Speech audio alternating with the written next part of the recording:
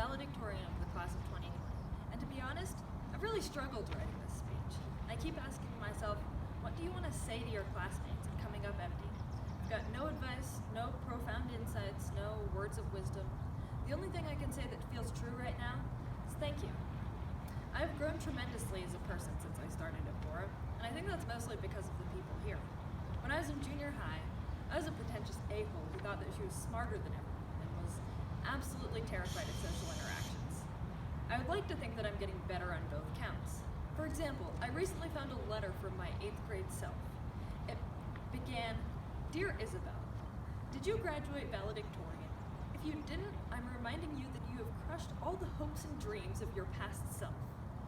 Thinly veiled self-hatred aside, if you had asked me last year whether I cared about being valedictorian, I would have told you that I didn't. It would have mostly been a lie, and the point stands. I've enjoyed my high school experience. I've learned, grown as a person, I've met lots of amazing people. At Borah, I've taken 12 different classes from 10 different teachers.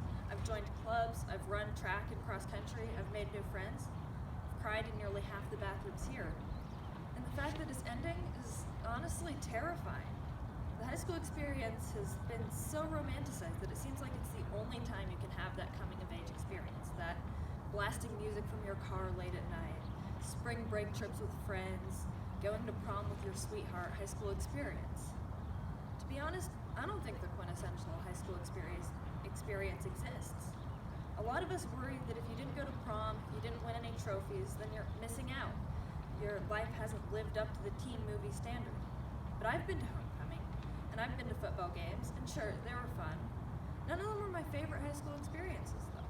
That would be the impromptu dance parties in the living room, the long late-night talks with friends, the girls in my classes complimenting my outfit. And none of that stops when we graduate. We're entering our adult lives, and I, for one, am terrified. I'm scared that I'll drown in the rat race, that I'll settle down and become boring, that I'll stop learning and growing and changing. I was pretty good at high school, and I'm scared that I'll never be quite as good at anything else.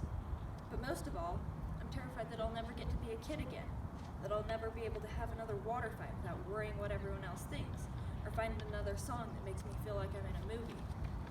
But there's no age limit on those kinds of experiences. I think that being mature means you get to pick and choose the ways in which you're childish. So I'm going to choose to lay in the grass and watch the bugs, to have water fights, to listen to bad music and make bad art. Kind of looking forward to it.